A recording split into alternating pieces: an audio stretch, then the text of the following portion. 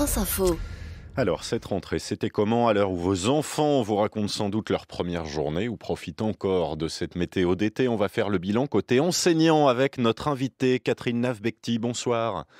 Bonsoir. Secrétaire générale du SGEN, CFDT. Y avait-il un professeur devant chaque élève? Alors pour cette journée de rentrée et d'accueil des élèves, oui, tous les élèves, d'après les informations que nous avons, ont pu être accueillis.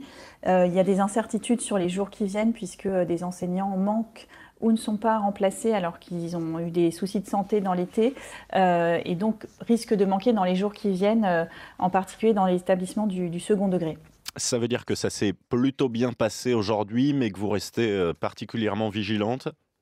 Oui, parce qu'on sait que l'ensemble des personnels de l'éducation se met en quatre pour que la rentrée se passe bien. L'accueil des enfants en début d'année, c'est vraiment une priorité pour tous les personnels.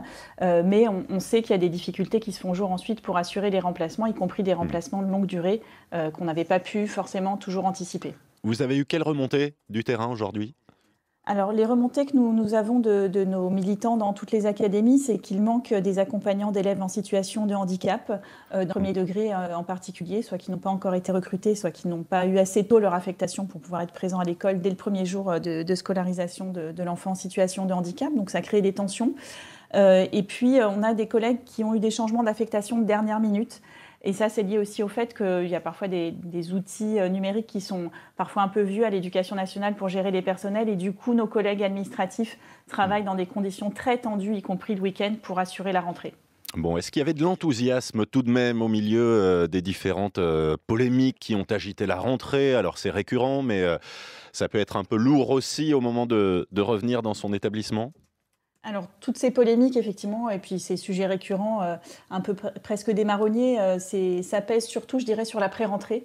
Après, les enseignants, ils ont à cœur de bien accueillir les élèves.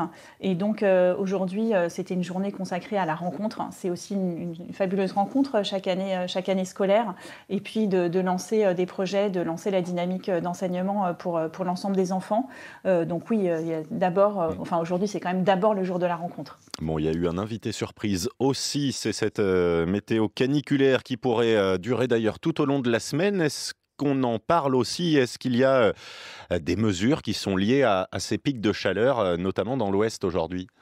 Alors oui, on en parle. On a même, nous, déjà des remontées de collègues personnels de direction qui disent qu'ils ont dû appeler les secours pour des personnels qui souffraient de la chaleur, en particulier dans le sud de la France. Donc c'est une vraie préoccupation, d'autant qu'il y a un certain nombre de locaux qu'on ne peut pas aérer la nuit pour des raisons de sécurité. Et donc le matin, il fait déjà chaud dans les salles et dans tous les espaces des locaux scolaires. Donc c'est une vraie préoccupation. Après, des mesures qui sont prises, oui, c'est de la distribution d'eau, mais beaucoup de collègues, en particulier avec les plus jeunes enfants, se disent aussi qu'il va falloir adapter cette première semaine parce que quand il fait très chaud, on ne peut pas enseigner au même rythme et avec le même niveau d'objectif que quand il fait des températures moins élevées. On le sait, la chaleur a un impact sur notre capacité à agir, à se concentrer, et c'est aussi beaucoup le cas pour les enfants. Et la priorité, c'est de s'assurer qu'ils sont en bonne santé et qu'il n'y a pas de problème de déshydratation. Bon, puisqu'on a beaucoup parlé de vêtements, on a le droit de venir en short au collège ou au lycée?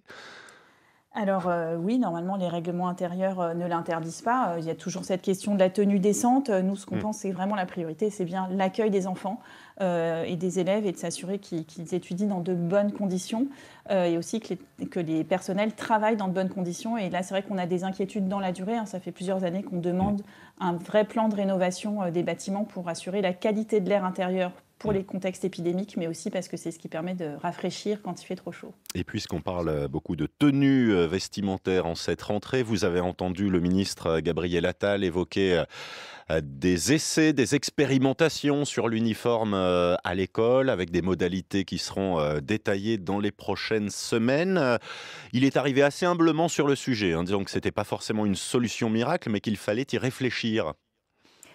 Oui, alors nous, au SGEN CFDT, on considère que non seulement ce n'est pas une solution miracle, mais c'est souvent présenté comme le retour de l'uniforme qui n'a jamais existé dans le système éducatif français en tant que tel, et que les quelques endroits où il y a eu des expérimentations. On peut penser à la ville de Provins, ça n'a pas tenu bien longtemps. Et par ailleurs, dans d'autres pays qui utilisent l'uniforme, on n'a aucun élément de recherche qui amène à montrer que ça réduit les inégalités, que ça améliore la réussite scolaire.